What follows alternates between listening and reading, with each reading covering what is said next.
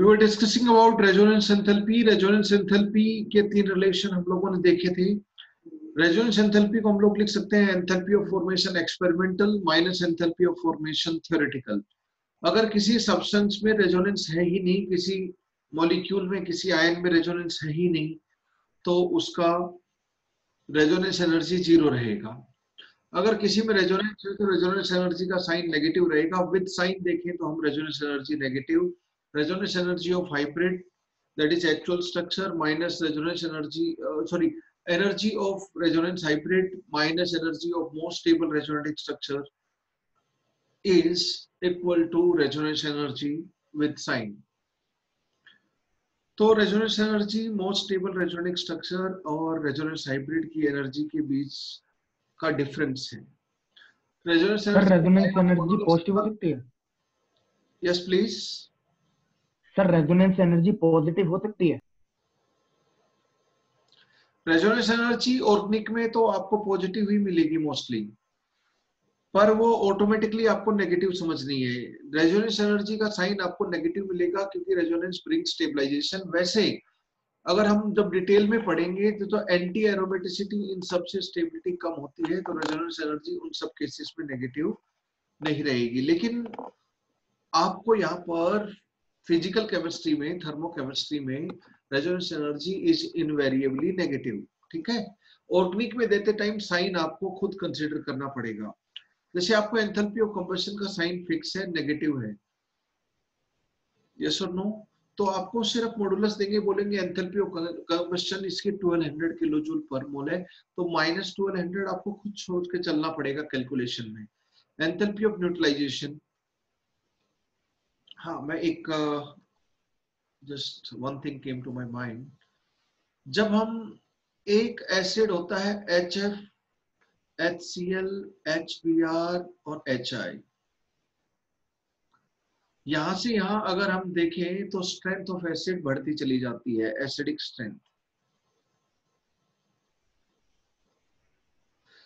Acidic strength, acid का एक dissociation constant होता है जिसको एसिडिटी कांस्टेंट बोलते हैं, Ka. बेस के लिए Kb बोल देते हैं, B for base, A for acid. ठीक है. ये हम लोग पढ़ेंगे इक्विलिब्रियम चैप्टर में, आयनिक इक्विलिब्रियम में. तो जितना बड़ा Ka होता है एसिड का, उतना ही ज्यादा एसिडिक स्ट्रेंथ ऑफ एसिड होती है.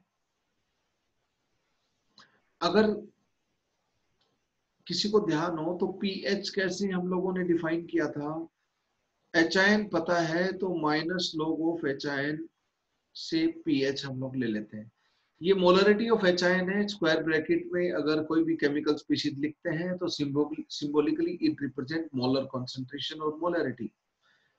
अगर POH निकालना है हमें सॉल्यूशन का, तो सॉल्यूशन में कितने OH नेगेटिव आयन घूम रहे हैं उससे. एक्चुअल में जो मैं मोलरिटी लिख रहा हूँ इसकी जगह एक्टिव मास ऑफ HIN है और एक्टिव मास ऑफ OHIN है, बट आप मोलरिटी ही लेकर चलें for your calculation at least right now. ठीक है. उसी तरह pKa हो जाएगा आपका minus log of Ka.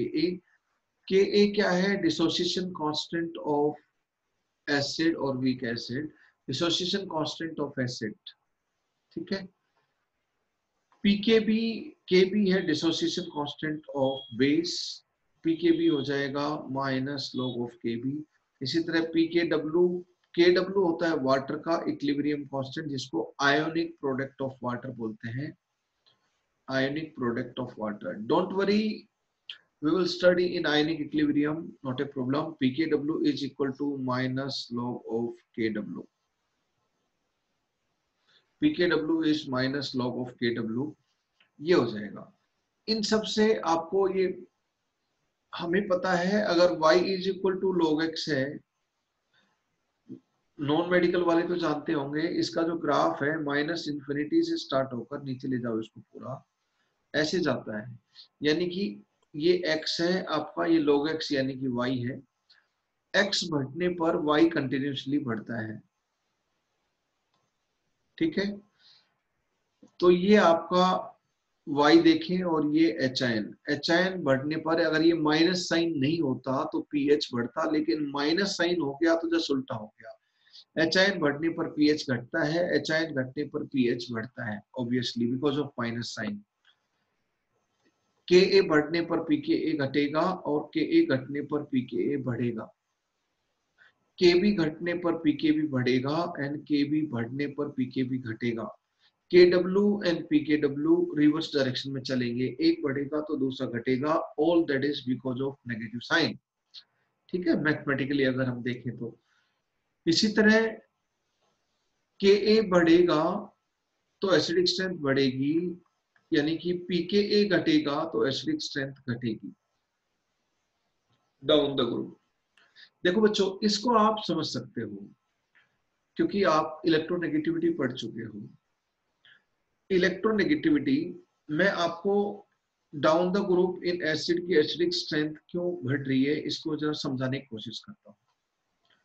Just try to understand it, logic behind it.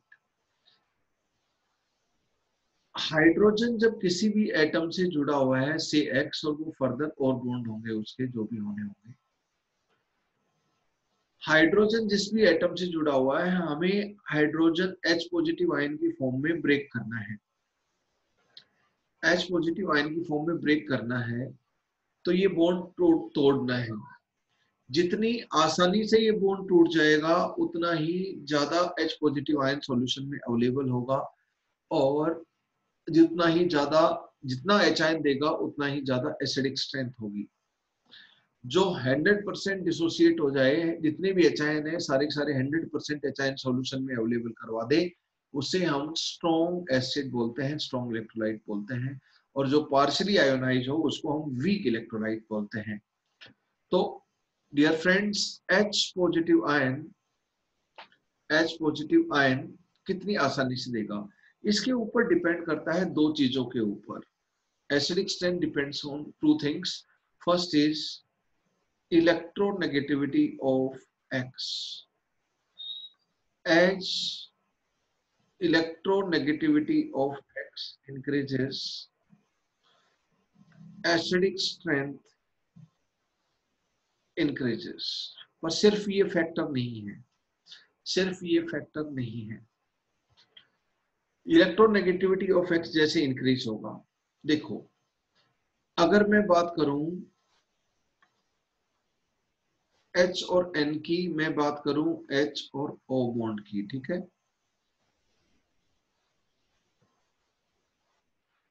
Oxygen की इलेक्ट्रोनेगेटिविटी ज्यादा है तो यहाँ पे डेल नेगेटिव, पार्शियल नेगेटिव और पार्शियल पॉजिटिव ज्यादा होगा, यहाँ पे पार्शियल नेगेटिव और पार्शियल पॉजिटिव थोड़ा कम होगा। बड़ा डेल्टा बना दिया मैंने जस्ट समझाने के लिए आपको। तो यहाँ पर पॉजिटिव चार्ज ज्यादा रहेगा। हम पार्शियल पॉजिटिव नहीं चाहते, हम तो एसिड की फॉर्म में पूरा H पॉजिटिव चाहते हैं। तो ज्यादा H पॉजिटिव के ऊपर पार्शियल पॉजिटिव मतलब 1+ से छोटा है, और 1+ तो मतलब बड़ी वैल्यू है। तो यहाँ पे +1 के नजदीक कौन है, जहां ज्यादा पॉजिटिव है ये, तो ज्यादा इलेक्ट्रोनेगेटिव होगा तो यहाँ पे पॉजिटिव नेगेटिव ज्यादा आएगा। तो H पॉजिटिव आयन की फॉर्म में फर्निश करवाना है, यानी कि दिल्ली ज्यादा दूर नहीं है, यहाँ से दिल्ली दूर है। यस और नो, यानी कि H+1 अचीव करना इसके लिए दूर है क्योंकि छोटा है यहाँ पे। तो हम तो पूरा H पॉजिटिव की फॉर्म में फर्निश करवाना चाहते हैं, तो जितना ज्यादा पॉजिटिव उसके ऊपर है उतना ही H पॉजिटिव के नजदीक है, और H पॉजिटिव फर्निश होने के चांसेस ज्यादा हैं। तो हम लोग बोलेंगे कि OH बॉन्ड की अगर हम इधर बात करें तो ज्यादा इलेक्ट्रोनेगेटिव एटम से जुड़ा हुआ होगा, उस पर ज्यादा पॉजिटिव होगा और H पॉजिटिव की फॉर्म में वो आयन मिल जाएगा। व्हाट आई मीन टू से, एसिडिक स्ट्रेंथ ज्यादा होगी। तो H electronegativity increases, acidic strength increases. As electronegativity increases, acidic strength increases. लेकिन सिर्फ एक ही फैक्टर नहीं है, एक फैक्टर और है, साइज ऑफ X। जिस एटम से हाइड्रोजन जुड़ा हुआ है उसका साइज क्या है। देखो छोटे साइज का एटम छोटे साइज के एटम के साथ ज्यादा अच्छा बॉन्ड बनाता है। केमिकल बॉन्डिंग में हमें समझ में आता है कि ऑर्बिटल अगर सेम साइज के हों तो इफेक्टिव ओवरलैपिंग होती है, और ओवरलैपिंग और शेयरिंग ऑफ ऑर्बिटल से ही आपका कोवलेंट बॉन्ड बनता है। हम यहाँ पर कोवलेंट बॉन्ड की बात कर रहे हैं। तो हाइड्रोजन तो बहुत छोटू साइज का है, हाइड्रोजन तो बहुत स्मॉल साइज का है। दूसरा एटम जितने छोटे साइज का होगा उतना ही हाइड्रोजन और उस एटम के बीच में बॉन्ड ज्यादा स्टेबल होगा, बॉन्ड स्ट्रेंथ अच्छी होगी। हम चाहते हैं बॉन्ड स्ट्रेंथ अच्छी नहीं हो, क्योंकि हाइड्रोजन उस एटम के बीच में बॉन्ड स्ट्रॉन्ग होगा तो हाइड्रोजन और उस एटम का बॉन्ड टूटेगा नहीं, तो H पॉजिटिव आयन मिलेगा नहीं, मुश्किल होगा मिलना, तो एसिडिक स्ट्रेंथ कम होगा। जितने ज्यादा H आयन मिले उतना ज्यादा एसिडिक स्ट्रेंथ, जितने ज्यादा H आयन मिले। तो हम तो चाहते हैं हाइड्रोजन उस एटम के बॉन्ड टूटे, जितनी आपकी जोड़ी टूटेगी हाइड्रोजन और ऑक्सीजन की उतना ही ज्यादा आपका एसिडिक स्ट्रेंथ रहेगा, राइट, उतना ज्यादा। तो as size of X increases acidic strength increases, HX bond आसानी से टूटेगा, एसिडिक स्ट्रेंथ इंक्रीजेस। तो इलेक्ट्रोनेगेटिविटी ज्यादा से ज्यादा होना चाहिए और साइज ऑफ एक्स ज्यादा से ज्यादा होना चाहिए। जो हाइड्रोजन जिस एटम से जुड़ा हुआ उसका साइज बड़ा से बड़ा हो और उसकी इलेक्ट्रोनेगेटिविटी बड़ी से बड़ी हो तो एसिडिक स्ट्रेंथ बढ़ेगी। ये दो फैक्टर हैं। अब अलोंग द पीरियड हम लोग जानते हैं कि इलेक्ट्रोनेगेटिविटी और साइज दोनों की बात करें। जैसे मैं बात करूं नाइट्रोजन ऑक्सीजन फ्लोरीन, ये अलोंग द पीरियड है, carbon nitrogen oxygen fluorine. Along the period की अगर मैं बात करूं तो along the period number of shells same रहते हैं और साइज में थोड़ा थोड़ा साइज घटता है, लेकिन down the group number of shells ही चेंज हो जाते हैं तो साइज ड्रास्टिकली चेंज होता है। तो अलोंग द पीरियड हम लोग इलेक्ट्रोनेगेटिविटी वाले फैक्टर को लेकर चलेंगे, क्योंकि साइज में नंबर ऑफ सेल सेम है तो size is not the major factor. दो फैक्टर है, size of X and electronegativity of X. तो along the period electronegativity is deciding factor.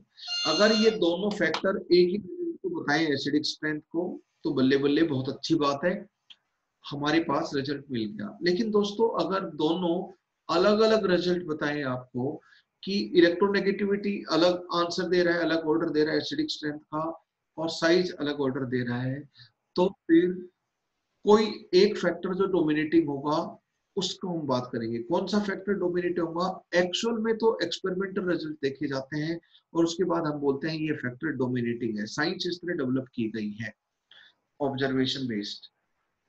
Along the period की अगर हम बात करें तो नंबर ऑफ सेल सेम है तो साइज चेंज सिग्निफिकेंटली नहीं होता, इलेक्ट्रोनेगेटिविटी ज्यादा है, ज्यादा इलेक्ट्रोनेगेटिविटी चेंज सिग्निफिकेंट है, तो इलेक्ट्रोनेगेटिविटी वाला factor is dominating factor, not size वाला। अगर मैं डाउन द ग्रुप की बात करूं बच्चों, तो डाउन द ग्रुप में साइज बढ़ता है, नंबर ऑफ सेल्स बढ़ते हैं तो सिग्निफिकेंट साइज में चेंज होता है, लेकिन इलेक्ट्रोनेगेटिविटी में बहुत ज्यादा चेंज नहीं होता इन कंपैरिजन ऑफ, तो साइज इज डोमिनेटिंग फैक्टर। तो अलोंग द ग्रुप कभी भी अगर कंपैरिजन हो तो size is dominating factor, and along the period comparison हो तो इलेक्ट्रोनेगेटिविटी वाला factor is dominating factor for acidic strength. इसको आप नोट कर लीजिए। अब मैं इसके ऊपर क्वेश्चन लेता हूं एसिडिक स्ट्रेंथ कंपैरिजन के, ठीक है। ये जस्ट हम डिस्कशन कर रहे हैं, that will be useful later on as well. Are you able to understand? Yes और नो? Yes sir. ये आप लैंग्वेज में लिखते रहें कि दो फैक्टर एसिडिक स्ट्रेंथ के, वैसे अल्टीमेट चीज तो Ka की वैल्यू है। Ka बोला जाता है dissociation constant of acid, ionisation constant of acid. Dissociation constant और आयोनाइजेशन कांस्टेंट, SA या ZA कुछ भी स्पेलिंग लिखो आयोनाइजेशन में, आयोनाइजेशन कांस्टेंट और acidity constant of acid. Kb हो जाएगा डिसोसिएशन कांस्टेंट और आयोनाइजेशन कांस्टेंट ऑफ बेस और बेसिसिटी कांस्टेंट। तो जितना बड़ा Ka, अगर Ka की वैल्यू दे रखी है आपको, कभी कभी Ka की वैल्यू दी हुई होगी, जितना बड़ा Ka उतना ही ज्यादा एसिडिक स्ट्रेंथ ऑफ एसिड, ठीक है ना, उतना ही ज्यादा एसिडिक स्ट्रेंथ ऑफ एसिड। ये इक्विलिब्रियम कांस्टेंट है एसिड का Ka। के भी इक्विलिब्रियम कांस्टेंट है, इक्विलिब्रियम में पढ़ते हैं, लेकिन just it came to our discussion, so we are using that funda of equilibrium constant. बहुत जल्दी नहीं है, इन चैप्टर के बाद वही इक्विलिब्रियम चैप्टर स्टार्ट हो जाएगा हमारा, बहुत दूर नहीं है। ओके, मैं एग्जांपल लेता हूं फॉर इट्स बेटर अंडरस्टैंडिंग। मैं बात करता हूं HF, HCl, HBr, HI, HF। Hydrogen का साइज तो छुटकू है, फ्लोरीन का साइज बड़ा है, क्लोरीन का साइज और बड़ा है, ब्रोमीन का साइज और बड़ा है, आयोडीन का साइज और बड़ा है। तो किसकी जोड़ी सलामत रहेगी? HF का बॉन्ड सब ज्यादा स्ट्रॉन्ग रहेगा, साइज डिफरेंस कम है। यहाँ पर जोड़ी नहीं, ये रानी मुखर्जी और अभिषेक बच्चन की जोड़ी है, बंटी और बबली मूवी में जैसी था। I am talking about size, I am not talking about talent और एक्टिंग। यस और नो? तो यहाँ पर अगर मैं बात करूं, दोनों की साइज डिफरेंस बहुत ज्यादा है, तो इनकी जोड़ी जमती नहीं है। लेकिन इधर अगर हम बात करें तो साइज डिफरेंस आपका कम है, तो जोड़ी अच्छे से जमती है, राइट? तो ये साइज वाला, इलेक्ट्रोनेगेटिविटी की वजह से तो HF इसमें सबसे ज्यादा डेल पॉजिटिव होगा, आई की इलेक्ट्रोनेगेटिविटी कम है तो कम डेल नेगेटिव और कम डेल पॉजिटिव। इलेक्ट्रोनेगेटिविटी की वजह से तो एसिडिक स्ट्रेंथ ऊपर की तरफ बढ़नी चाहिए, लेकिन साइज डिफरेंस की वजह से जितना ज्यादा बड़ा साइज एक्स का, एक्स मतलब यहाँ पे हेलोजन है, एसिडिक स्ट्रेंथ इधर से इधर बढ़नी चाहिए। लेकिन अलोंग द ग्रुप साइज और इलेक्ट्रोनेगेटिविटी में साइज डोमिनेटिंग फैक्टर है, इसलिए नेट एसिडिक स्ट्रेंथ HI की ज्यादा है, HF सबसे वीक एसिड है, HCl उससे स्ट्रॉन्ग एसिड है, HBr उससे स्ट्रॉन्ग एसिड है, और HI सबसे स्ट्रॉन्ग एसिड है among hydrohalic acids, hydrofluoric, hydrochloric, hydroiodic acid. ठीक है, एसिडिक स्ट्रेंथ ये है। तो Ka का ऑर्डर ये हो जाएगा यहाँ से यहाँ, तो pKa का ऑर्डर ऑटोमेटिकली अपोजिट हो जाएगा। pKa जितना छोटा उतना है एसिडिक स्ट्रेंथ ज्यादा, Ka जितना बड़ा उतना है एसिडिक स्ट्रेंथ बड़ा। ये सब नो, ये आप समझ गए, राइट? यहां पर अगर मैं बात करूं, H2O, ऑक्सीजन के बाद सल्फर, सेलेनियम, टेलोरियम, पोलोनियम तो रेडियो एक्टिव है, छोड़ दो। तो down the group oxygen hydrogen से जुड़ा हुआ है, सल्फर जुड़ा हुआ है, selenium, tellurium. Oxygen, sulphur, selenium, tellurium का साइज बढ़ता जा रहा है, तो इसी तरह का ही आप जोड़ी देख सकते हो। तो इसकी जोड़ी सलामत रहने के चांसेस कम है, because of disproportionate size of hydrogen and atom attached to it. Easily break होगा, तो इजीली ब्रेक होगा तो एचआईएन ज्यादा मिलेंगे, और जितने ज्यादा एचआईएन मिलेंगे उतने ज्यादा एसिडिक स्ट्रेंथ। तो इसमें भी एसिडिक स्ट्रेंथ किधर से किधर बढ़ेगी, Ka इधर रहेगा और pKa इधर रहेगा। You people understood it? अगर मैं बात करूं NH3, वाटर के रिस्पेक्ट में तो NH3 बेस है, लेकिन किसी दूसरे सब्सटेंस के सॉल्वेंट के रिस्पेक्ट में या एसिडिक भी हो सकता है। ये एसिड बेस थ्योरी हम लोग पढ़ेंगे। तो रिलेटिव स्ट्रेंथ देखते हैं, वाटर के रिस्पेक्ट में नहीं देखते हैं। आज तक जो आपने पढ़ा है, आप बोलते हो ये एसिड है, ये बेस, आप बोलते हो अमोनिया बेस है, आप बोलते हो HCl एसिड है, तो आप वाटर के रिस्पेक्ट में ज्यादा एसिडिक है उसको एसिड बोलते आ रहे हो, और वाटर के रिस्पेक्ट में जो कम एसिडिक या ज्यादा बेसिक है उसको आप बेस बोलते आ रहे हो, क्योंकि आप एक एसिड बेस की थ्योरी होती है आर्रेनियस थ्योरी, आप आर्रेनियस थ्योरी को फॉलो करते हो। और भी थ्योरी होती है जो एसिड बेस को डिफाइन करती हैं, Bronsted Lowry concept of acid and base, Lewis concept of acid and base. वो 9th-10th में you people don't study much और जस्ट टच करते हो। NH3, PS3, ASS3, SbH3। तो साइज नाइट्रोजन फॉस्फोरस आर्सेनिक का नीचे की तरफ बढ़ रहा है, तो एसिडिक स्ट्रेंथ नीचे की तरफ बढ़ती चली जाएगी, Ka नीचे की तरफ बढ़ेगा। रीजन इज साइज वाला factor. Along the group size is dominating factor, electronegativity is not dominating factor. Electronegativity में तो अप द ग्रुप हाइड्राइड्स की, ये सब हेलोजन की हाइड्राइड्स है, ये सब ऑक्सीजन सल्फर सेलेनियम टेल्यूरियम के हाइड्राइड्स है, ये नाइट्रोजन फॉस्फोरस आर्सेनिक एंटीमनी के हाइड्राइड्स हैं। Size is dominating factor. अगर मैं अलोंग द ग्रुप की बात करूं तो कार्बन है, नाइट्रोजन है, ऑक्सीजन है और फिर फ्लोरीन है। इसका हाइड्राइड ये हो गया, इसका हाइड्राइड ये हो गया, इसका हाइड्राइड ये हो गया, इसका हाइड्राइड ये हो गया। तो एसिडिक स्ट्रेंथ की मैं बात करूं तो अलोंग द ग्रुप होता है साइज डोमिनेटिंग फैक्टर और अलोंग द पीरियड होता है इलेक्ट्रोनेगेटिविटी। यहां से यहाँ इलेक्ट्रोनेगेटिविटी फ्लोरीन की सब ज्यादा है, कार्बन की सबसे कम है। तो जितना ज्यादा इलेक्ट्रोनेगेटिव एटम से हाइड्रोजन अटैच्ड है बच्चों, उतना ही ज्यादा एसिडिक स्ट्रेंथ है। तो बड़े प्यार से हम लोग बोल सकते हैं एसिडिक स्ट्रेंथ सबसे ज्यादा HF की है और मीथेन सबसे लीस्ट एसिडिक है। H2O के से ज्यादा एसिडिक है HF, इसलिए H2O के रिस्पेक्ट में बचपन से HF को आप एसिड बोलते आ रहे हो। और ये कम एसिडिक है अमोनिया, यानी कि रिलेटिवली बेसिक है, तो हम बोलेंगे अमोनिया को आप बेस बोलते आ रहे हो। यस और नो? वो अलग अलग थ्योरी के अनुसार अलग अलग है, बट जनरलाइज अगर हम देखें तो सभी को एसिड बेस के रिस्पेक्ट में देखें तो एसिडिक स्ट्रेंथ ये रहेगी आपकी, राइट? तो मुझे एक चीज बताओ, जो H2O से ज्यादा एसिडिक है, मेरे पास यहाँ पर पानी है, इसमें मैंने H2S गैस डिजोल्व कर दी, तो ये H2S का एक्वस सॉल्यूशन बन गया, H2S का एक्वस सॉल्यूशन बन गया। तो मुझे बताओ ये सॉल्यूशन का pH लेस देन 7 होगा क्या, यानी कि एसिडिक सॉल्यूशन होगा क्या ये? देखो अभी अभी आपने देखा था कि H2O से ज्यादा एसिडिक H2S है, यानी कि H2O सॉल्वेंट में H2S डालेंगे तो वो एचाइन फर्निश करेगा, क्योंकि ज्यादा एसिडिक होगा तो वो एसिड के रूप में काम करेगा और एचाइन देगा। तो यहाँ पे एचाइन देगा, एचाइन देगा तो सॉल्यूशन को एसिडिक बनाएगा, एचाइन देगा तो सॉल्यूशन को एसिडिक बनाएगा,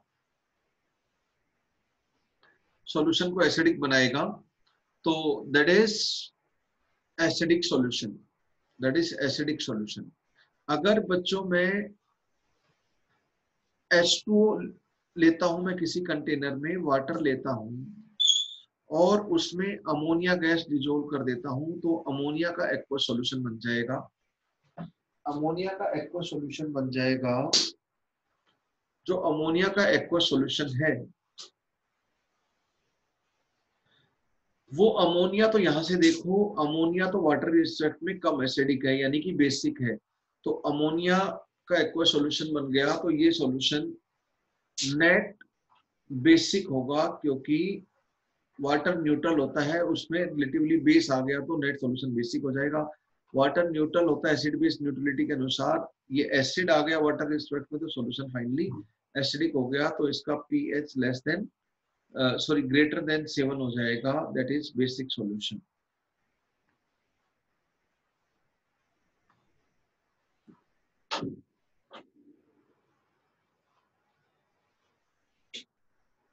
ओके मैं एक छोटी सी चीज डिस्कस करना चाह रहा हूं आपसे, I think you have noted it down.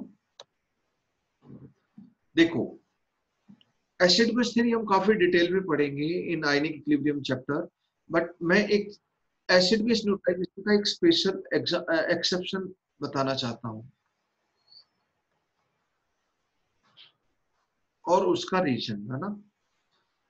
अगर मैं किसी स्ट्रॉन्ग बेस को NaOH KOH कोई भी स्ट्रॉन्ग बेस है, उसको एक वीक एसिड HF के साथ रिएक्ट करवाता हूँ, HF is not considered strong acid. Strong acid के मैंने बताए थे, strong acid HCl HBr HI H2SO4 HNO3 वो सब स्ट्रॉन्ग एसिड है, तो HF इज वीक एसिड, ठीक है।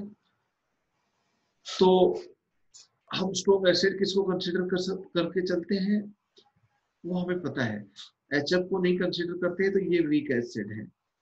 वैसे भी HF, HCl, HBr, HI में एसिडिक स्ट्रेंथ बढ़ रही थी, तो HF वीक एसिड और बाकी तीन को हम 100% आयोनाइज वाले स्ट्रॉन्ग एसिड लेकर चलते हैं। ठीक है, अभी एसिडिक स्ट्रेंथ हमने देखी थी। तो इससे न्यूट्रलाइजेशन रिएक्शन हो जाएगी, ये ionic compound Na positive F negative बन जाएगा, NaF प्लस H2O बन जाएगा। Enthalpy of neutralisation strong base weak acid की -13.7 किलो कैल से कम होनी चाहिए, लेकिन ये 16.5 किलो कैल पर mole of H2O formed in this neutralization मिली। तो दिस इज एक्सेप्शन, क्योंकि कुछ आयनाइजेशन में खर्च होनी चाहिए, लेकिन ज्यादा क्यों मिली? रीजन इज, आप लोग जानते हो फ्लोराइड आयन बहुत छोटा आयन है सारे हैलाइड आयन में, तो इसकी चार्ज डेंसिटी ज्यादा है, छोटे साइज के ऊपर नेगेटिव चार्ज है, -1 नेट चार्ज है। ठीक है, तो इस पे आयन डाइपोल अट्रैक्शन ज्यादा रहेंगे। ये हाइड्रोजन है, हाइड्रोजन के वाटर के डाइपोल के पॉजिटिव पोल रहेंगे। दिस इज, ऐसे दिखा लेते हैं इसको। तो इस तरह आयन डाइपोल अट्रैक्शन, तो इसका हाइड्रेशन ज्यादा होगा, काफी मल्टीपल लेयरिंग होगी, तो आयन डाइपोल अट्रैक्शन इसको हम बोलते हैं हाइड्रेशन होगा, सॉल्वेटेड आयन और hydrated ion. Because of very small size of fluoride ion there is excessive hydration. Hydration energy मतलब एनर्जी रिलीज होती है, एक्सेसिव हाइड्रेशन हो रहा है because of high charge density of fluoride ion. तो hydration की वजह से काफी एनर्जी रिलीज हो जाती है, तो HF के आयनाइजेशन में जितनी एनर्जी खर्च होती है उससे कहीं ज्यादा फ्लोराइड आयन के हाइड्रेशन में एनर्जी रिलीज हो जाती है, इसलिए नेट एनर्जी रिलीज वाली कैटेगरी, इसलिए एनर्जी रिलीज बढ़ जाती है। नेट न्यूट्रलाइजेशन में एनर्जी 13.7 किलो कैल की बजाय उससे ज्यादा है आपकी, ये मैं अप्रोक्सीमेट वैल्यू बोल रहा हूँ। तो this is the exception, reason is excessive hydration of fluoride ion, excessive hydration of fluoride ion. Sir ये वैल्यू याद रखनी है? हाँ, this is exception to keep in mind, by chance वो पूछना चाहे तो पूछ सकते हैं क्वेश्चंस में, है ना। ओके बच्चों, अब हम बात करते हैं रेजोनेंस एंथैल्पी। रेजोनेंस एंथैल्पी के बाद हम लोगों ने रेजोनेंस एंथैल्पी, अब मैं एक बॉन्ड एंथैल्पी के रिगार्डिंग एक पीडीएफ बताने वाला हूं। मैंने एक बताया था enthalpy of any reaction, enthalpy of any reaction को हम लिख सकते हैं bond enthalpy of reactant minus bond enthalpy of product, और बॉन्ड एंथैल्पी हरदम पॉजिटिव वैल्यू होती है दोस्तों। Bond enthalpy of reactant minus bond enthalpy of product, अब उसमें तो सिर्फ कोवलेंट बॉन्ड आ गए और गैसियस मॉलिक्यूल होंगे तो सिर्फ कोवलेंट बॉन्ड ही तोड़ने पड़ते हैं। मैं आपको समझाता हूं। फॉर एग्जांपल, आपने एक बिजनेस स्टार्ट किया, उसमें आपका इन्वेस्टमेंट कितना पैसा खर्च हुआ, वो आपका X लाख है या X करोड़ है, डिपेंड करता है कौन सा बिजनेस है, और उससे जो आपको टर्नओवर नेट जो पैसा आया वो Y करोड़ आया। अब डिपेंड करता है कि बिजनेस की स्टार्टिंग है। गुजराती एंड मारवाड़ी कम्युनिटी जो है, these are business community in India generally, ये सुनो, जनरली ऐसा है। तो ऑल्दो हरदम ऐसा हम नहीं बोल सकते, इसलिए मैंने जनरली वर्ड यूज किया है। तो गुजराती लोग जनरली बोलते हैं एक चीज कि आप बिजनेस तब स्टार्ट करें जब 3 साल आपको गद्दी पे बैठने की हिम्मत हो, क्योंकि 3 साल तक प्रॉफिट में आने में जनरली बिजनेस को लगता है, और 4th ईयर ऑनवर्ड्स प्रॉफिट में आते हैं, although it depends on nature of business, ऐसी कहावत है ना। तो what I mean to say कि पहले स्टार्टिंग में X और Y दोनों की बात करें तो Y कम है X ज्यादा है, तो नेट तो खर्चा हुआ, आपको X अमाउंट खर्च हुआ और Y अमाउंट मिला, तो नेट अमाउंट खर्च हुआ क्योंकि X ग्रेटर देन Y है। लेकिन जब ये प्रॉफिट मेकिंग बिजनेस हो गई, as it matures, because business require patience, business requires time. Just like study requires a lot of patience, one student has to study for many years, for a long part of life, but वो सबसे बड़ा धन है, उससे बड़ा कुछ नहीं है। सरस्वती के बाद लक्ष्मी अपने आप विराजमान होने लगती है। तो बच्चों, व्हाट आई मीन टू से, जब y ज्यादा होगा x से तो हम बोलेंगे हमें नेट प्रॉफिट हुआ। इसी को मैं यहाँ पर उस पैसे की एग्जांपल इसलिए दे रहा था कि because we human being understand the things in terms of money better than in terms of anything else. अब पैसे की जगह पर मैं यहाँ पर थर्मो में एनर्जी लेके आ जाता हूँ। देखो, किसी भी केमिकल रिएक्शन में दो काम होते हैं। मैं पीडीएफसी बनाने से पहले आपको उसका बैकग्राउंड इंफॉर्मेशन दे रहा हूँ, then I will write it what is the PDFC. देखो, रिएक्टेंट प्रोडक्ट सिर्फ गैसियस हैं, तो आप bond enthalpy of reactant minus bond enthalpy of product वाला डेल्टा एच ऑफ रिएक्शन निकाल लो। लेकिन बच्चों,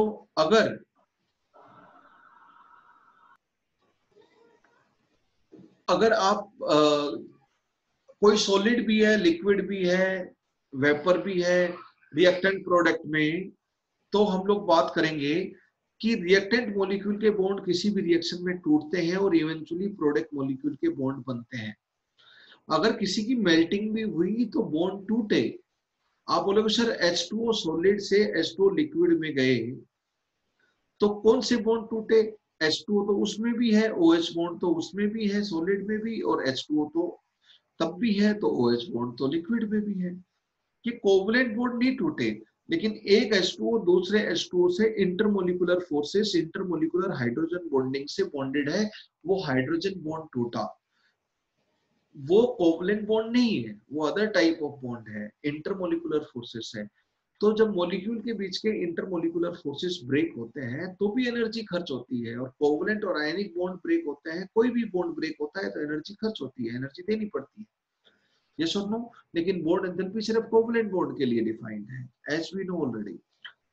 तो रिएक्टेंट मॉलिक्यूल के बॉन्ड टूटेंगे और प्रोडक्ट मॉलिक्यूल के बॉन्ड बनेंगे। तो यहाँ पे एनर्जी खर्च होगी, यहाँ पे आपका इन्वेस्टमेंट है एनर्जी का। रिएक्टेंट मॉलिक्यूल के बॉन्ड, तो रिएक्टेंट मॉलिक्यूल के सारे बॉन्ड तोड़ो और उनको आइसोलेटेड गैसियस एटम में लेके आ जाओ।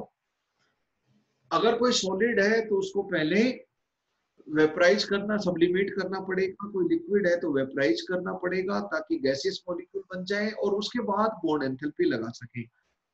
फिर वो आइसोलेटेड गैसियस एटम, एक बार जितने भी बॉन्ड है दुनिया में सारे बॉन्ड तोड़ दो, सारे रिश्ते तोड़ दो, और फिर बोलो कि नई तरीके से दुनिया बसाओ, नई तरीके से बॉन्ड बनाओ।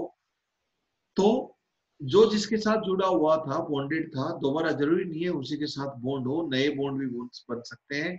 डिपेंड करता है कि प्रोडक्ट में कौन से बॉन्ड चाहिए, क्योंकि प्रोडक्ट फॉर्मेशन करना है। तो वो यहाँ से आप थिंक दिस वे, सोचने का फंडा ये रखो कि आइसोलेटेड गैसियस एटम बन गए, यानी कि एटोमाइजेशन हो गया। आइसोलेटेड गैसियस एटम बना दिया आपने।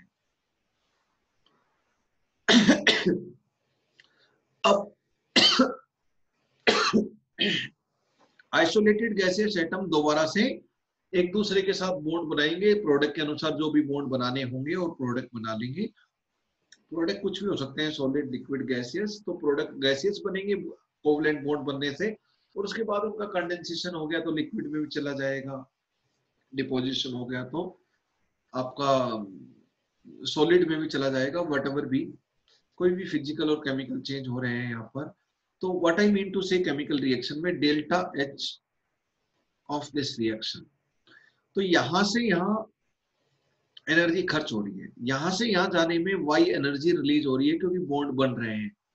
तो रिएक्टेंट को आइसोलेटेड गैसियस एटम में कन्वर्ट करो, तो यहाँ से यहाँ इन्वेस्टमेंट है एनर्जी का, और ये आइसोलेटेड गैसियस एटम में बॉन्ड बनेंगे टू फॉर्म प्रोडक्ट्स, तो वहां एनर्जी रिलीज होगा। अगर मैं यहाँ से यहाँ वाई एनर्जी रिलीज बोलता हूँ, यहाँ से आइसोलेटेड गैसियस एटम से प्रोडक्ट में जाने के लिए वाई एनर्जी रिलीज बोलता हूँ, तो जस्ट उसका मॉडुलस निकालना हो तो आइसोलेटेड गैसियस प्रोडक्ट से आइसोलेटेड गैसियस एटम में जाएंगे तो एनर्जी एब्जॉर्ब हो जाएगी। क्या हो जाएगी? एनर्जी एब्जॉर्ब हो जाएगी आपकी, तो वो वाई ही होगी एनर्जी एब्जॉर्ब। तो मैं बिल्कुल सिंपल सा रिलेशन आपको बता रहा हूं, पर वो हमारे लिए बहुत यूजफुल है। जितनी एनर्जी एब्जॉर्ब हुई, जितना आपका इन्वेस्टमेंट हुआ, टोटल एनर्जी एब्जॉर्ब का मॉडुलस लेने की जरूरत नहीं है, पर मॉडुलस आप ले लो, ये तो अपने आप ही है, पॉजिटिव ही है। और एक ले लो total energy released, total energy released, जितने भी बॉन्ड बनने होंगे, टोटल एनर्जी रिलीज मतलब यहां से निकलेगी, आइसोलेटेड गैसेस एटम से प्रोडक्ट बनाओ, टोटल एनर्जी एब्जॉर्ब इस स्टेप से निकलेगी हमारे पीडीएफ से। इसका भी मॉडुलस ले लीजिए।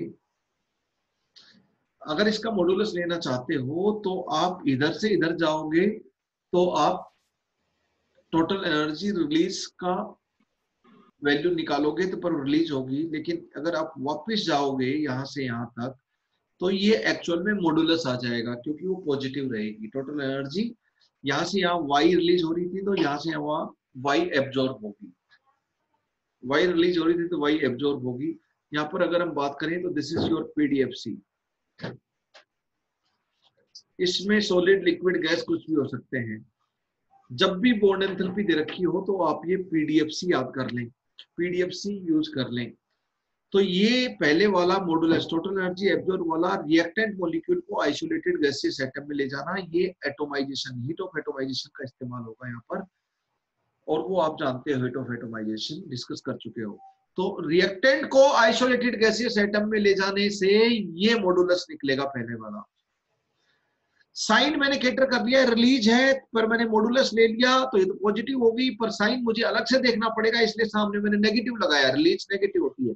ये एब्जॉर्ब है तो सामने मैंने पॉजिटिव लगाया, लेकिन पॉजिटिव सबसे पहले लिखो या मत लिखो, पॉजिटिव अपने आप है, वो ऑटोमेटिकली है, मैथमेटिकली हम लोग जानते हैं सब चीजें। तो टोटल एनर्जी रिलीज का मॉडुलस ले लिया, नेगेटिव लगा दिया क्योंकि वो तो एक्चुअल में तो रिलीज है वो। तो टोटल एनर्जी एब्जॉर्ब, ये वाला मॉडुलस कहां से आएगा, ये वाला ब्रैकेट कहां से आएगा और ये वाला ब्रैकेट कहां से आएगा, ये वाला ब्रैकेट आएगा रिएक्टेंट को आइसोलेटेड गैसेस एटम में ले जाओ तो उनसे ये वाला पहले वाला मॉडुलस आ जाएगा। प्रोडक्ट को आइसोलेटेड गैसियस एटम में ले जाओ, ये वाला आ जाएगा। अगर आपको ये पता है कि ये दोनों पैरामीटर जो मैंने अलग अलग दो मॉडुलस में लिखे हैं ये कहां से निकलेंगे, तो आप आसानी से इसका, जैसे मैं एप्लीकेशन बता रहा हूं तो लेट अस सी। देखो मैं एक एग्जांपल लेता हूं,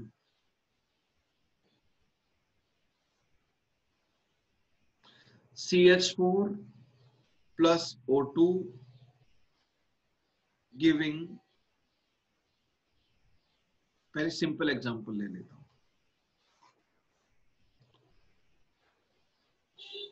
मैं एक इक्वेशन लिख लेता हूं enthalpy of formation of methane gas का, फॉर एग्जांपल। तो कार्बन ग्रेफाइट सॉलिड हो गया, स्टैंडर्ड एंथैल्पी ऑफ फॉर्मेशन देखो तो मैं,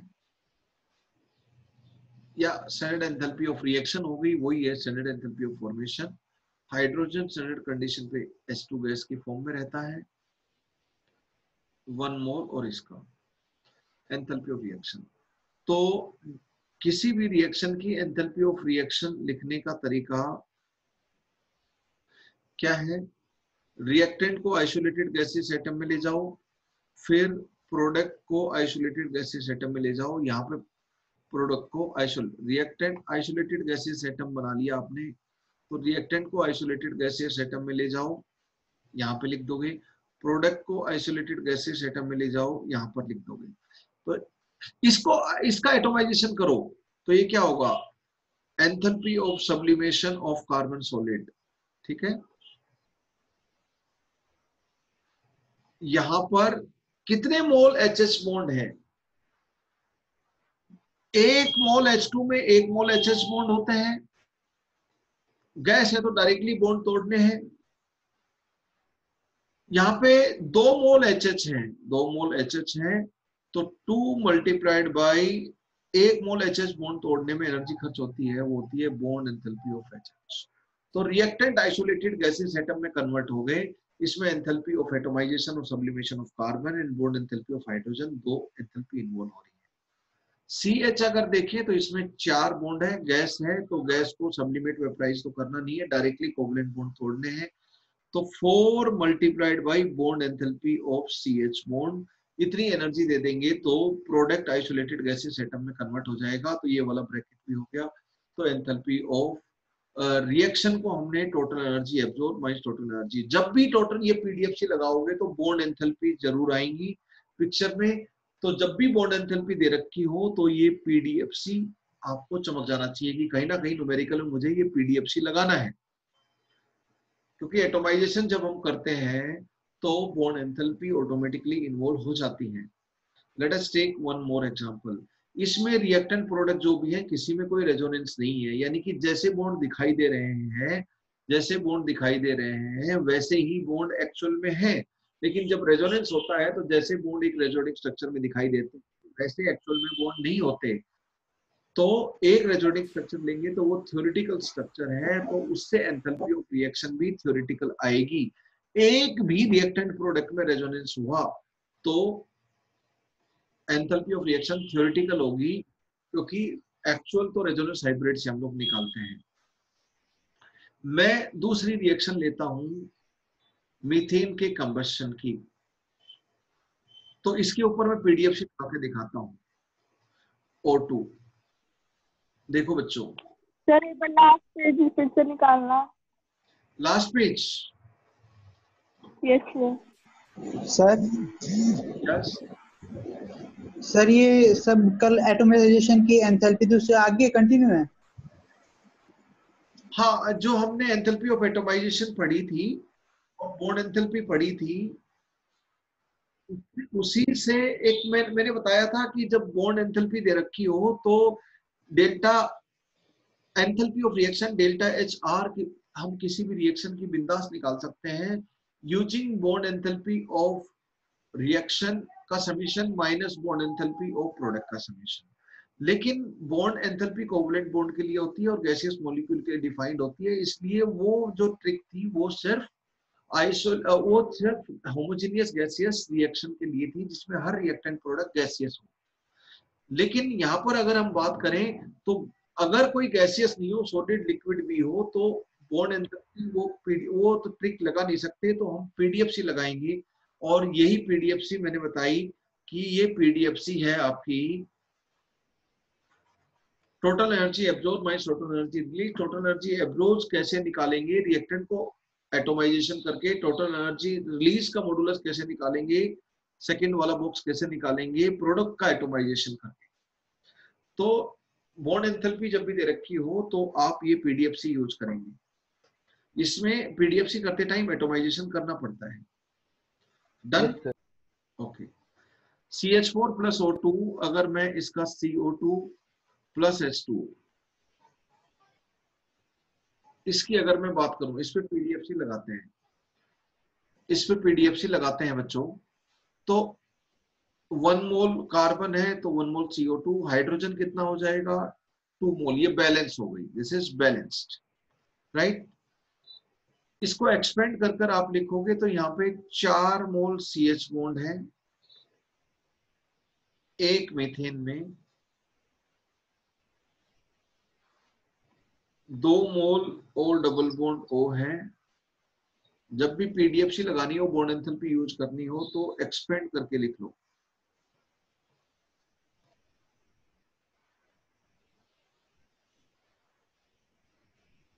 दो मोल C डबल बॉन्ड O है और 4 मोल OH बॉन्ड है, क्योंकि एक H2O में 2 OH बॉन्ड है, ऐसे लिख लो। This is liquid, sorry. तो इन रिएक्टेंट का एटोमाइजेशन कर दो तो पहला मॉडुलस आ जाएगा, और इन प्रोडक्ट का एटोमाइजेशन कर दो दूसरा मॉडुलस आ जाएगा। पीडीएफसी में ऐसे करते हैं। तो ये एंथैल्पी ऑफ कंबशन है, जो एंथैल्पी ऑफ रिएक्शन लिख रहे हैं वो enthalpy of combustion of methane ही है, ये आप आसानी से समझ सकते हो। तो enthalpy of combustion of methane को हम कैसे लिख सकते हैं, पहला मॉडुलस पीडीएफसी यूज करना सिखा रहा हूं। दूसरा मॉडुलस, इसको इसका एटोमाइजेशन करो तो ये गैस है डायरेक्टली, तो बॉन्ड ही तोड़ने हैं। तो 4 multiplied by bond enthalpy of CH bond, methane का एटोमाइजेशन हो गया। 2 multiplied by bond enthalpy of O double bond O, reactant का एटोमाइजेशन हो गया। तो पहला मॉडुलस आ चुका है। माइनस के बाद दूसरा मॉडुलस, प्रोडक्ट का एटोमाइजेशन करो तो कितने मोल CO बॉन्ड है? 2 मोल है, क्योंकि एक CO2 में 2 C डबल बॉन्ड O होते हैं। प्लस पहले तो ये लिक्विड है, उसको गैसियस स्टेट में ले जाओगे। Liquid enthalpy of vaporisation defined होती है 1 मोल के लिए है, लेकिन 2 मोल H2O को वेपराइज करना है, इसलिए मल्टीप्लाइड बाय 2 करेंगे तो 2 मोल H2O गैसियस मिल गया हमें। अब बॉन्ड तोड़ेंगे, कोवलेंट बॉन्ड गैसियस मॉलिक्यूल के लिए तोड़े जाते हैं बॉन्ड एंथैल्पी डिफाइन करने के लिए। तो 4 मोल OH बॉन्ड टूटेंगे। अब एटोमाइजेशन हुआ तो इस पीडीएफसी में बॉन्ड एंथैल्पी अपने आप आ रही है, साथ साथ एंथैल्पी वेपराइजेशन ये सब भी आ जा रही है। ये जो एंथैल्पी होगी ये थ्योरेटिकल होगी। रीजन बीइंग क्योंकि H2O में कोई रेजोनेंस नहीं है, मीथेन O2 में कोई रेजोनेंस नहीं है, लेकिन CO2 में रेजोनेंस होता है।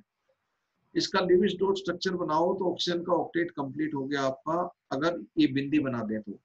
मैंने क्या बताया था, A एटम के ऊपर लोन पेयर है और B और C के बीच में पाई बॉन्ड है। तो lone pair to bond pair, bond pair to lone pair, lone ये रेजोनेंस का एक केस है। रेजोनेंस के वैसे अराउंड 10 केसेस होते हैं इस तरह के, जो स्ट्रक्चर से देखकर हम लोग आइडेंटिफाई कर सकते हैं, पर ये बहुत कॉमन है।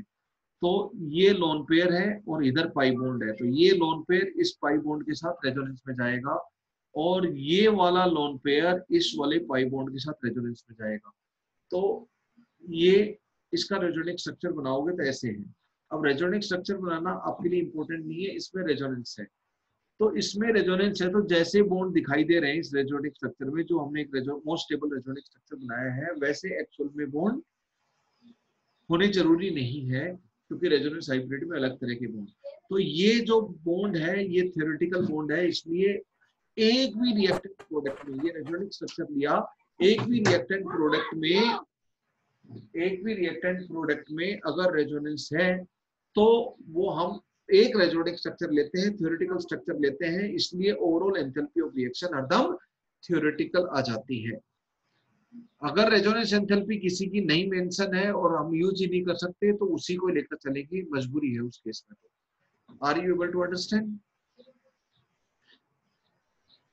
किसी भी रिएक्टेंट प्रोडक्ट में रेजोनेंस है तो हम एक रेजोनेंस स्ट्रक्चर लेकर चलेंगे उसके लिए।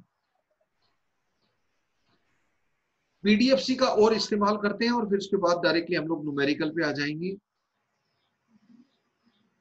Let us see one more example of resonance.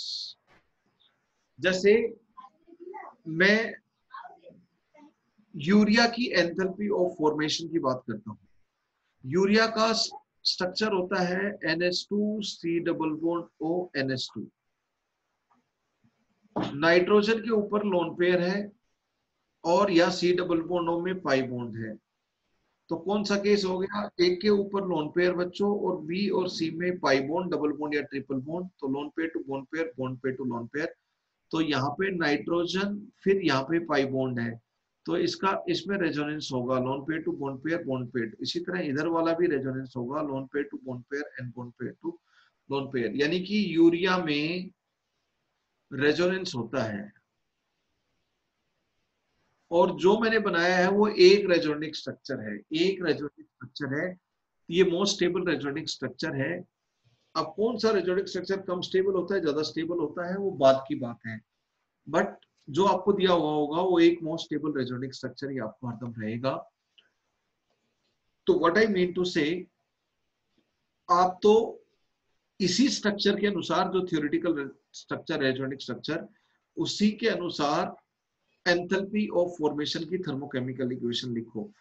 तो यूरिया सॉलिड का, तो 1 mole of urea solid NH2 C double bond O NH2, तो इसकी फॉर्मेशन लिखोगे तो 1 मोल N2 हो जाएगा, 1 मोल कार्बन ग्रेफाइट हो जाएगा, 2 मोल H2 गैस हो जाएगा, और हाफ मोल O2 गैस हो जाएगा। ये बैलेंस हो गई, तो ये हो गई आपकी enthalpy of formation of urea. But वो थ्योरेटिकल होगी क्योंकि रिएक्टेंट में किसी में भी रेजोनेंस नहीं है, लेकिन प्रोडक्ट में रेजोनेंस है। तो ये बॉन्ड जो है थ्योरेटिकल बॉन्ड है, एक्चुअल बॉन्ड तो रेजोनेंस हाइब्रिड में होंगे। तो इसकी आप enthalpy of formation of urea theoretical निकाल दो। This is nothing but enthalpy of formation of urea solid. But resonance hybrid linear resonating structure तो थ्योरेटिकल, और एक्चुअल बॉन्ड तो रेजोनेटिक स्ट्रक्चर में दिखाई देते हैं। रेजोनेंस हाइब्रिड में तो बॉन्ड डैश डैश वाले आ जाते हैं, तो उस तरह की तो बॉन्ड एंथैल्पी दी हुई नहीं होगी। तो इस रिएक्शन की यानी कि enthalpy of formation of urea solid theoretical अगर हम निकालें तो इसके लिए पीडीएफसी इस्तेमाल करके दिखाओ। बताओ पहले ब्रैकेट में क्या क्या लिखेंगे और दूसरे ब्रैकेट में क्या क्या लिखेंगे। Tell me, write down, use PDFC for it. सभी लोग ट्राई करें। रिएक्टेंट का एटोमाइजेशन करो, इस बॉक्स में आ जाएगा। प्रोडक्ट का एटोमाइजेशन करो, इस बॉक्स में आ जाएगा। पीडीएफसी यूज करना आपको आ गया। सर पहले bond enthalpy of N triple bond N. हाँ, एक बार आप लिख लीजिए, एक बार आप ऑल ऑफ यू सभी लोग ट्राई फ्रॉम योर एंड, फिर मैं करूंगा। खुद से आप लिखोगे, मिस्टेक करोगे तभी आप सीखोगे। तो first do something, right on your own. ये बहुत इंपॉर्टेंट चीज है, इसलिए मैं एग्जाम्पल आफ्टर एग्जाम्पल ले रहा हूं ऑन द सेम फंडा पीडीएफसी। फिर हम जैसे इसकी प्रैक्टिस हो जाएगी, इसको न्यूमेरिकल के ऊपर आ जाएंगे हम।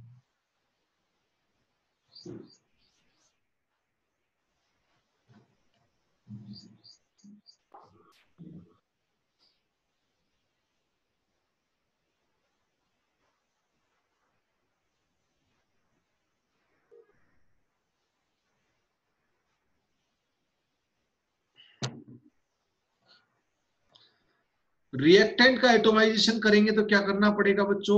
N2 गैस है तो डायरेक्टली बॉन्ड तोड़ो। N2 में एक्सपेंड करके देखोगे तो N ट्रिपल बॉन्ड N है, वो आप जानते हो।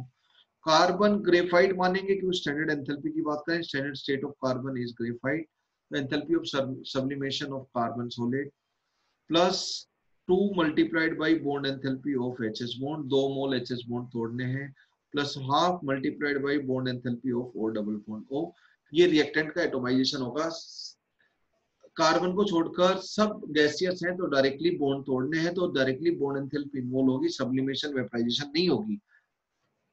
कोई यहाँ सॉलिड है तो सब्लिमेशन, यहाँ पर भी सॉलिड है तो पहले 1 मोल यूरिया को सब्लिमेट करो और गैसियस में लेके जाओ। Enthalpy of sublimation of urea solid, ठीक है, यूरिया सॉलिड। अब ये गैसियस में बन गया। इस स्ट्रक्चर के अनुसार 4 NH बॉन्ड है तो 4 NH बॉन्ड तोड़ने पड़ेंगे एटोमाइजेशन के लिए। इस स्ट्रक्चर के अनुसार 1 C डबल बॉन्ड O है तो वो तोड़ना पड़ेगा। इस स्ट्रक्चर के अनुसार, थ्योरेटिकल स्ट्रक्चर के अनुसार 2 C डबल बॉन्ड N है, C सिंगल बॉन्ड N है, सॉरी। तो C डबल बॉन्ड हो गया, CN हो गया, NH बॉन्ड हो गया। आई थिंक सारे बॉन्ड कंसीडर कर लिए हम लोगों ने। तो पहले सब्लिमेट करना पड़ेगा। आप ये चीज मिस करोगे, सॉलिड लिक्विड की केस में ये चीज मिस करोगे। बस पीडीएफसी में और वो जो ट्रिक थी बॉन्ड एंथैल्पी वाली, उसमें फर्क यही है कि इनमें एंथैल्पी ऑफ सब्लिमेशन वेपराइजेशन भी आ रही है क्योंकि सॉलिड लिक्विड ले रहे हैं पीडीएफसी यूज करते टाइम, लेकिन वहां पर आप सिर्फ गैसियस ले रहे हैं तो सिर्फ बॉन्ड एंथैल्पी आ रही थी। यस और नो? तो आपको एक ट्रिक लगानी आ गई, ये पीडीएफसी लगानी आ गई। न्यूमेरिकल में किस तरह पीडीएफसी को हम इस्तेमाल करेंगे। Now we can do questions on it. हाँ, रेजोनेंस एंथैल्पी की थर्मोकेमिकल इक्वेशन लिखें तो मोस्ट स्टेबल रेजोनेटिक स्ट्रक्चर किसी भी कंपाउंड का रिएक्टेंट साइड लिखो और रेजोनेंस हाइब्रिड प्रोडक्ट साइड लिखो। डैश डैश से दिखा दो या फिर ऐसे सर्किल बना दो, रेजोनेंस हाइब्रिड दोनों दिखाते हैं। तो इसकी जो एंथैल्पी होगी, थर्मोकेमिकल इक्वेशन होगी, एंथैल्पी ऑफ रिएक्शन, वही रेजोनेंस एंथैल्पी होगी। बताओ, रेजोनेंस हाइब्रिड की एनर्जी E2 है, मोस्ट स्टेबल रेजोनेटिक स्ट्रक्चर की E1 है, तो E2 माइनस E1, ये कम है ये ज्यादा है, तो ज्यादा एनर्जी से कम एनर्जी वाला बना तो एनर्जी रिलीज हुई, तो रेजोनेंस एंथैल्पी क्या होगी? नेगेटिव होगी। Resonance enthalpy. इसको हम अगर ट्रिक से लिखें तो कैसे लिखेंगे, ट्रिक बताओ मुझे आप। रेजोनेंस एंथैल्पी या किसी भी एंथैल्पी ऑफ रिएक्शन को किस ट्रिक से लिख सकते हैं, enthalpy of formation of product minus enthalpy of formation of reactant. ये तो एक्चुअल है, रेजोनेंस हाइब्रिड है, तो ये एक्चुअल एक्सपेरिमेंटल है, तो इसको क्या बोलेंगे, इसकी एंथैल्पी को enthalpy of formation of benzene experimental minus ये theoretical most stable resonating structure है, तो इसका फॉर्मेशन मतलब enthalpy of formation of benzene theoretical जो रेजोनेटिक स्ट्रक्चर से है। दूसरा ट्रिक क्या था हमारा, वो मैंने कैसे लिखा था वो समझा रहा हूं मैं आपको। ये thermochemical most stable resonating structure reactant side लिख दें और प्रोडक्ट साइड आप रेजोनेंस हाइब्रिड लिख दें, तो वो थर्मोकेमिकल इक्वेशन हो जाएगी फॉर रेजोनेंस एंथैल्पी। मैं रेजोनेंस एंथैल्पी किसी भी एंथैल्पी ऑफ रिएक्शन के लिए एक ट्रिक और बताया था मैंने, enthalpy of combustion of reactant minus enthalpy of combustion of product. जब भी रेजोनेंस हाइब्रिड हो तो वो एक्चुअल स्ट्रक्चर है, तो उसके corresponding enthalpy experimental observed actual रहेगी, और जो रेजोनेटिक स्ट्रक्चर है वो थियोरेटिकल है, तो उसकी कोरोस्पोंडिंग कोई भी एंथैल्पी थियोरेटिकल रहेगी। तो enthalpy of combustion of reactant मतलब enthalpy of combustion of benzene theoretical minus enthalpy of combustion of product, वो ट्रिक लगाओगे तो वो हाइब्रिड है तो एक्सपेरिमेंटल। ठीक है, हाइब्रिड तो एक्सपेरिमेंटल। तो जो मैंने वहां पर लिखा था रेजोनेंस एंथैल्पी के फॉर्मूलाज, वो आप डायरेक्टली इस थर्मोकेमिकल इक्वेशन से and whatever we have studied उससे आप डायरेक्टली कोरिलेट कर सकते हो, अंडरस्टैंड कर सकते हो। राइट बच्चों, रेजोनेंस एंथैल्पी की थर्मोकेमिकल इक्वेशन कैसे लिखोगे, अगर सर हीट ऑफ हाइड्रोजनेशन से भी तो लिखा था। हाँ, heat of hydrogenation, heat of hydrogenation वो भी मैं आपको समझाता हूँ। चलो हीट ऑफ हाइड्रोजन के बारे में और डिस्कशन कर लेते हैं। देखो बच्चों, एक बार लिसन टू मी केयरफुली। एक पाई बॉन्ड है,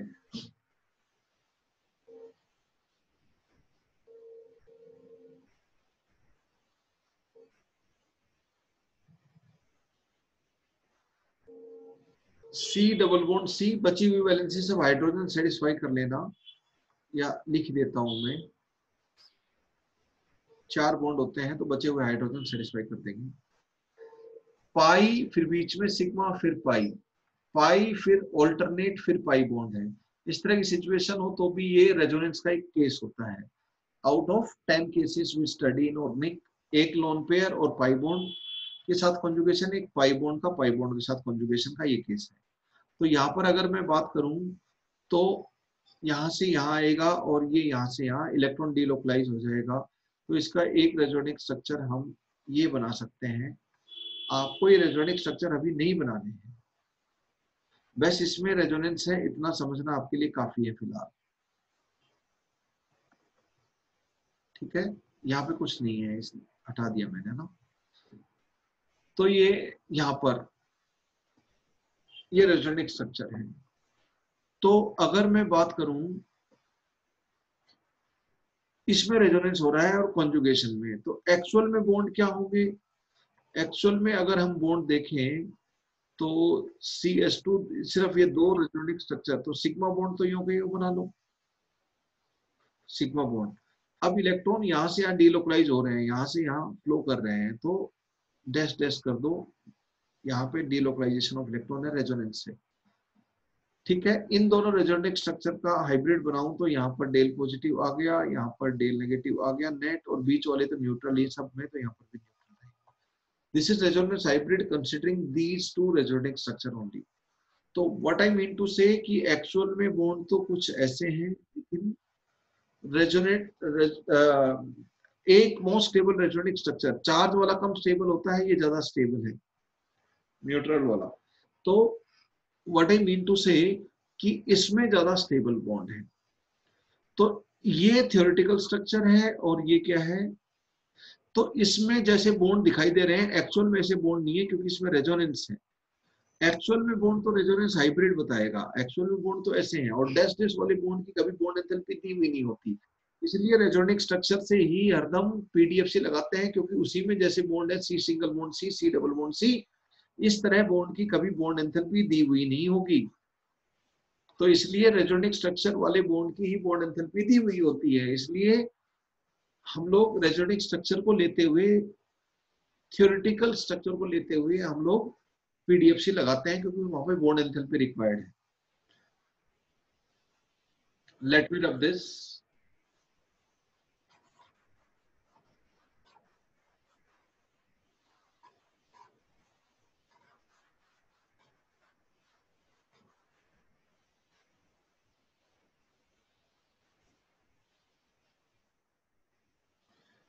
देखो बच्चों, इसका हाइड्रोजनेशन करते हैं और फिर हम स्केलेटन वही है, 6 कार्बन का स्केलेटन है वही है, ठीक है। इसका करते हैं हाइड्रोजनेशन। इससे पहले मैं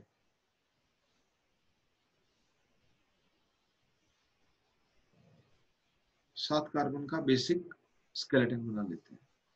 इसका करते हैं, इसका करते हैं हाइड्रोजनेशन और बेसिक स्केलेटन वही है, इसका करते हैं हाइड्रोजनेशन।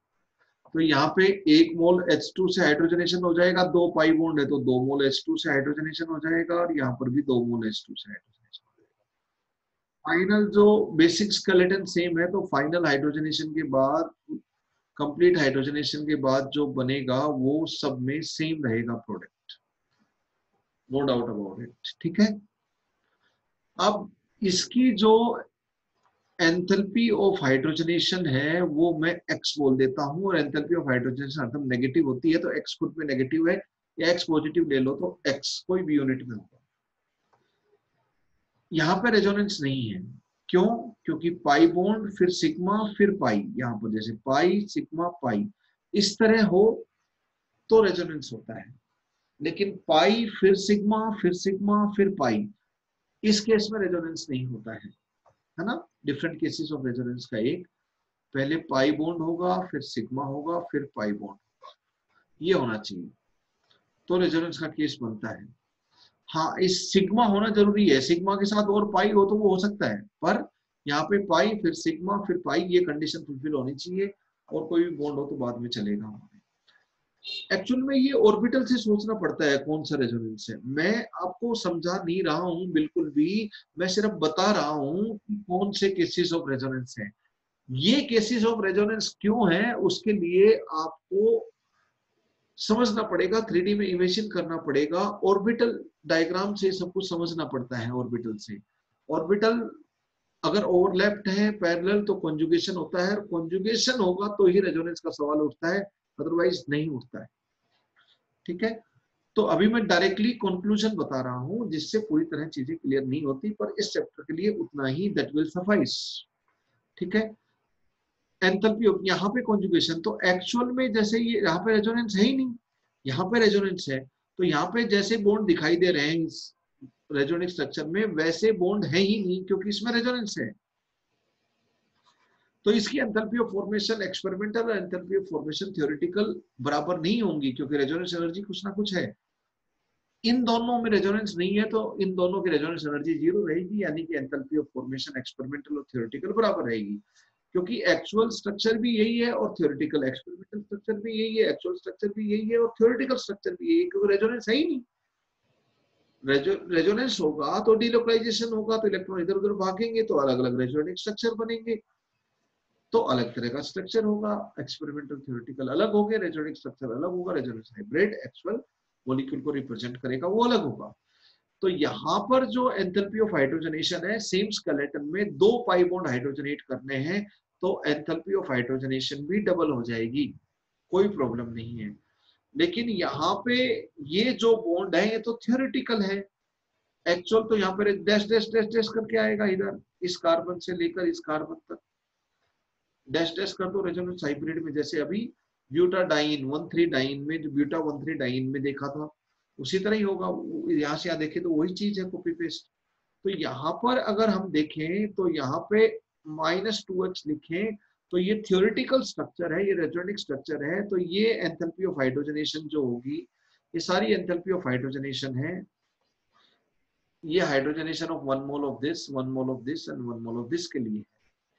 तो इनके जो किलो पर मोल होगा, किलो जूल किलो कैल पर मोल में जो 1 मोल होगा, 1 मोल इनका होगा जिसका हाइड्रोजनेशन हो रहा है as per definition of enthalpy of hydrogenation, ये थ्योरेटिकल है। एक्सपेरिमेंटल वैल्यू ये -2x नहीं होगी, एक्सपेरिमेंटल वैल्यू नहीं होगी, पर थ्योरेटिकल भी तो हमें काम आती है। रेजोनेंस एंथैल्पी हम कैसे निकालते हैं? Enthalpy of formation experimental minus enthalpy of formation theoretical. तो थ्योरेटिकल और कैलकुलेटेड तो हमें कैलकुलेट करनी होती है, वो तो रेजोनेटिक स्ट्रक्चर से ही हो जाएगी। तो उस थ्योरेटिकल तो 2x हो गई, पर एक्चुअल में नहीं है 2x, क्योंकि एक्चुअल में वैसे बॉन्ड है ही नहीं, क्योंकि रेजोनेंस है। मैं बात करता हूं साइक्लोहेक्सेन वाली, ये 6 मेंबर की साइक्लिक रिंग वाला स्केलेटन, इसमें मैं एक पाई बॉन्ड ले लेता हूं। इसमें मैं 2 पाई बॉन्ड ले लेता हूं, कुछ इस तरह और इस तरह। थोड़ा छोटा लिखता हूं so that I can write. Sir last page निकालना एक बार। Okay, note it down fast.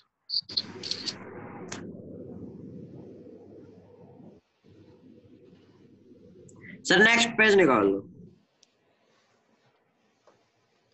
देखो बच्चों, हम बात कर रहे हैं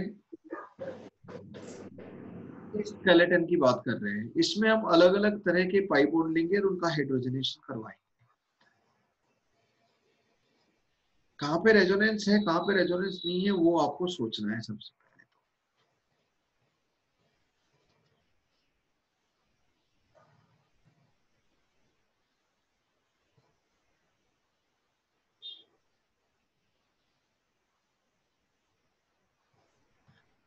यहां पे मैं एक पाई बॉन्ड ले लेता हूं,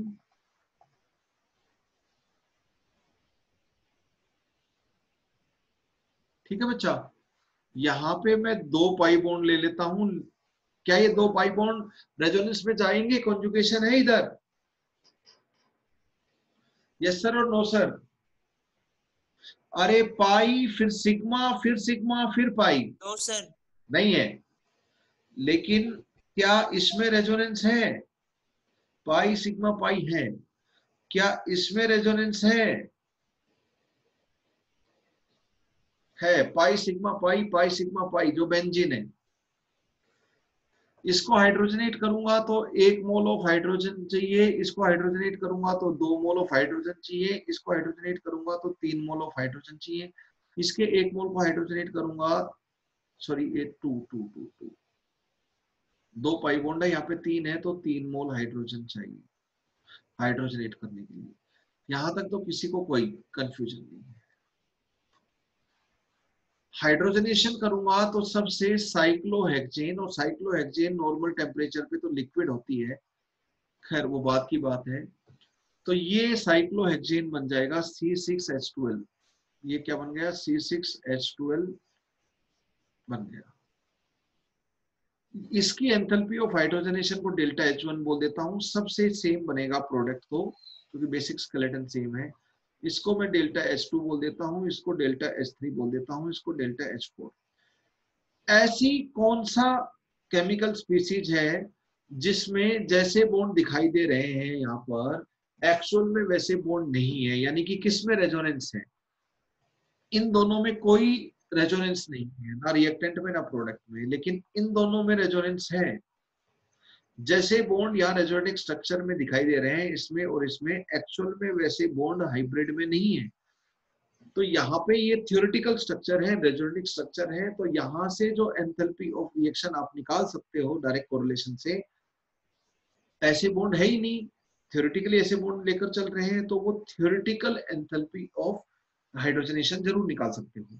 अगर इसकी एंथैल्पी ऑफ हाइड्रोजनेशन x है, पक्का सबकी नेगेटिव होगी, क्योंकि enthalpy of hydrogenation exothermic process होती है। x को पॉजिटिव मान लो तो नेगेटिव साइन अलग से कैटर कर लेता हूं मैं। यहाँ पे जैसे 2 बॉन्ड दिखाई दे रहे हैं इसी स्केलेटन में, तो डबल हो गया। स्केलेटन सेम होना चाहिए तभी 2x लिख सकते हो, ये स्केलेटन अलग हुआ तो 2x नहीं लिख सकते आप, बेसिक स्केलेटन सेम होना चाहिए। यहाँ पर अगर हम बात करें तो 2 पाई बॉन्ड है, अगर मैं 2x लिखता हूं तो ये गलत है, एक्चुअल तो ये है ही नहीं, लेकिन ये थ्योरेटिकल स्ट्रक्चर है। एक्चुअल तो यहाँ से यहाँ डैश डैश करके आएगा, जैसे ब्यूटाडाइन में था हाइब्रिड में, तो उस तरह के बॉन्ड तो है ही नहीं। यहाँ तो थ्योरेटिकल, तो अगर यहाँ थ्योरेटिकल एंथैल्पी ऑफ हाइड्रोजनेशन ले तो उसको हम 2x लिख सकते हैं, क्योंकि थ्योरेटिकली ऐसे रेजोनेटिक स्ट्रक्चर है और इसमें पाई बॉन्ड मतलब थ्योरेटिकल बॉन्ड है, ये एक्चुअल नहीं है, ये हाइपोथेटिकल स्ट्रक्चर है। Delta H4 enthalpy of hydrogenation of benzene, ये रेजोनेटिक स्ट्रक्चर कंसीडर कर रहे हैं, तो इसका एंथैल्पी ऑफ हाइड्रोजनेशन 3x लिख रहे हैं। तो ये थ्योरेटिकल स्ट्रक्चर है, ये थ्योरेटिकल होगी, एक्सपेरिमेंटल -3x के बराबर नहीं होगी। अगर मैं डेल्टा H4 एक्सपेरिमेंटल बोलूं तो वो -3x के बराबर नहीं होगी। ये सब नो बेसिक स्केलेटन आपका सेम है। अंडरस्टूड बच्चों? Done? Yes, sir. No, sir. Okay, students, let us do some numericals. जो थर्मोकेमिस्ट्री पार्ट 1 पार्ट 2 के असाइनमेंट्स थे वो अब हम सभी के सभी क्वेश्चन कर सकते हैं बिंदास।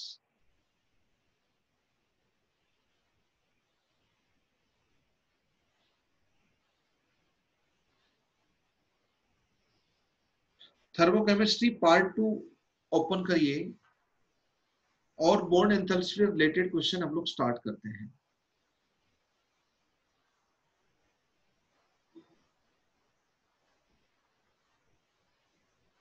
ओके, बच्चों आज एक लेक्चर और ले लें क्या 10:30 से? Are you comfortable? Yes sir. ठीक है, तो उसमें हम लोग न्यूमेरिकल प्रैक्टिस करेंगे। अभी तो एक न्यूमेरिकल कर लेते हैं हार्डली, या फिर तब कर लेंगे। 12th स्टैंडर्ड का लेक्चर है अभी 8:30 से मेरा, तो I have to stop here.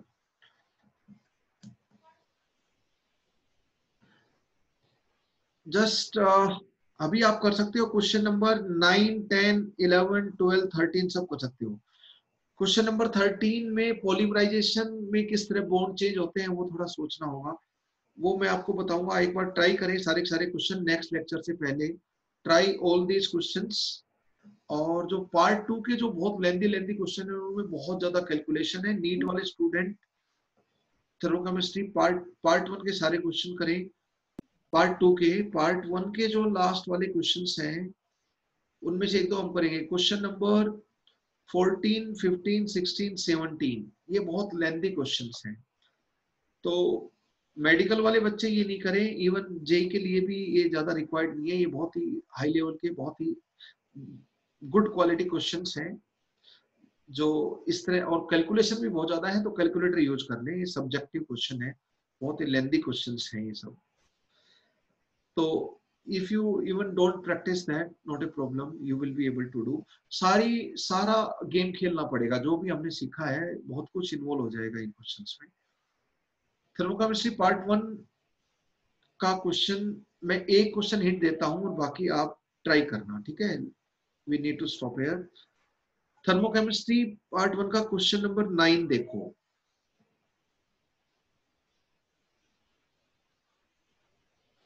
Heat of atomization of carbon and hydrogen।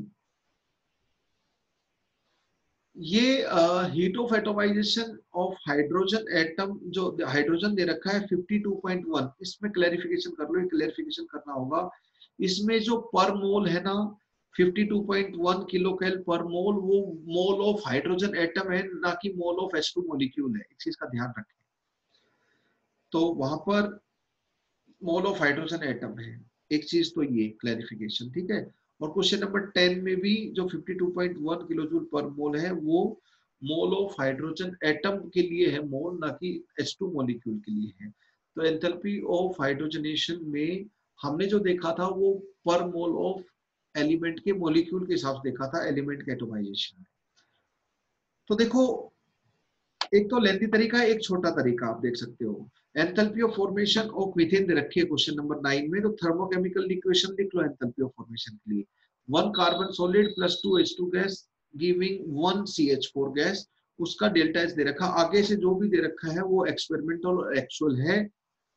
Experimental और थ्योरेटिकल दोनों बराबर हो सकते हैं अगर किसी में रेजोनेंस नहीं है, और रेजोनेंस है तो दोनों अनइक्वल होंगे, एक्सपेरिमेंटल और थ्योरेटिकल, ठीक है?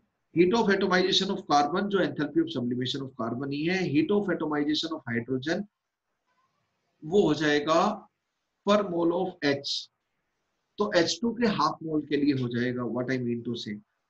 तो आप थर्मोकेमिकल इक्वेशन में बस पीडी बॉन्ड एंथैल्पी पूछिए CH बॉन्ड की, तो जो enthalpy of formation of methane है उसके ऊपर PDFC लगा दें, उसमें ये सारी heat of atomization of carbon hydrogen सब इस्तेमाल हो जाएंगी।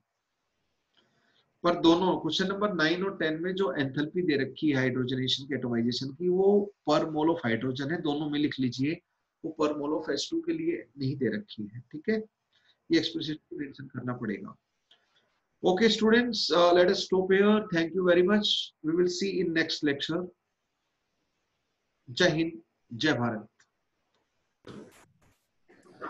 सर रिकॉर्डिंग भेज देना। तो अनग ये गाभी मत खा पाती हो। क्या चीज? सर रिकॉर्डिंग सेंड कर देना ग्रुप में। हाँ हाँ ठीक है, रिकॉर्डिंग में थोड़ा प्रोसेसिंग में टाइम लगता है। ठीक है। बना दियो ना। Sir sir hello hello, sir, हमारे पेपर में थर्मोडायनेमिक्स आएगा पूरा या फिर सिर्फ thermochemistry? Thermochemistry and thermodynamics both. Sir chemical bonding भी आएगी? हाँ केमिकल बॉन्डिंग भी आएगी, इसलिए तो हम ज्यादा नंबर ऑफ लेक्चर्स ले रहे हैं, क्योंकि सिलेबस ताकि हम अच्छे से भी कर पाए। कम नंबर ऑफ लेक्चर में प्रैक्टिस नहीं हो पाएगी, that will not be good, that is the reason. वैसे कल हमने बहुत ज्यादा अच्छा कर लिया, बहुत सारा टाइम ले लिया और डिटेल में भी कर लिया। अभी आप वो क्वेश्चन स्टार्ट करें, वो होमवर्क 2 जो दिया नरेंद्र अवस्थी का, start these questions. Okay guys, जय हिंद, जय Bharat, thank you very much. Sir class का टाइम बता दो। वो आपके व्हाट्सएप ग्रुप पे है। सर शेड्यूल किसने बनाए हैं?